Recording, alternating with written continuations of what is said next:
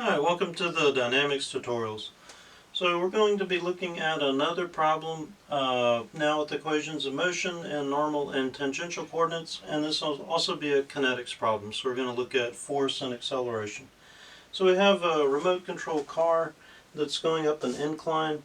At the point where it's 10 meters from the origin, it has a velocity that's given 10 meters per second squared, and then it has a velocity that's increasing at a rate of 5 meters per second squared. So this is just part of the given to set this problem up. The path that the particle is moving along is y is equal to 0.01 x squared. So we want to find the acceleration, the normal force from the path, and then also the frictional force that needs to be exerted between the tires and the road to provide that motion. So our first step is to really just kind of get our quantities. We can do this even before we draw our free body diagram. So we're going to get our first derivative with respect to x, dy dx. That would be 0.02x, and then plug in the value of x of 10, and that'll give us 0.2. And remember, the first derivative of y with respect to x is always unitless because it's length over length. And then we can get then the angle that the path makes to the x-axis as the inverse tangent of the first derivative, so we get 11.31 when we plug in the 0.2 in here. Then we can get our second derivative, so it's 0.02x. So our second derivative is just 0.02, and it's a constant. And then our second derivative is how the first derivative, which is unitless, changes with respect to x. So that would have units then of 1 over meters. Then we can plug everything into our radius of curvature equation. So 1 plus first derivative squared, the whole quantity to the 3/2 divided by the absolute value of the second derivative. And we get a radius of curvature of 65.73.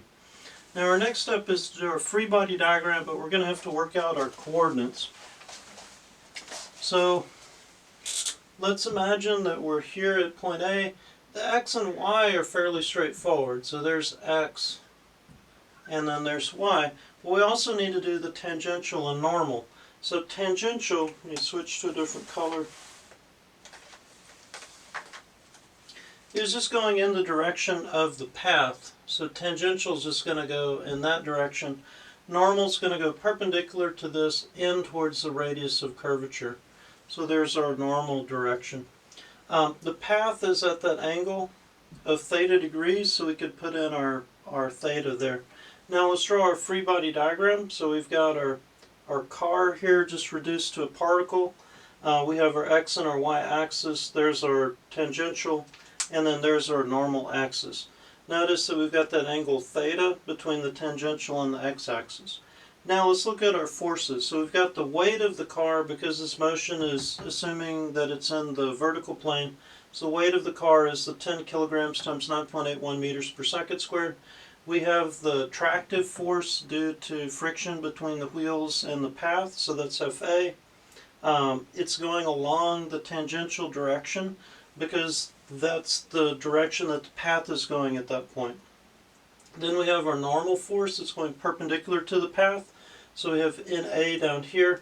Because it's going perpendicular to the path, you could think of it as also being shifted over from the y-axis, that same theta degrees. Notice that your normal is going in the same direction as your normal direction here. Then we can do our sum of forces. So sum of forces in the tangential is equal to mass times acceleration in the tangential. Remember that acceleration in tangential is just v dot. So we'll take our 5 meters per second squared and plug that in there for AT. And then there's our 10 kilogram mass. And then we've got our frictional force that's going only in the tangential direction. And then we need the tangential component of the weight. So the weight is at an angle theta to the n-axis. So we're going to use the weight times then sine of that angle to give us the tangential component. Notice that the weight is going in the negative tangential direction, so it gets a negative sign, versus FA is going in the positive tangential direction, gets a positive sign. So the only unknown is FA, so we can solve for FA and we get 69 newtons for that. And then we can do our sum of forces in the normal direction, which is equal to mass times AN. Remember that AN is V squared divided by the radius of curvature. So we have our normal force going in the positive N direction.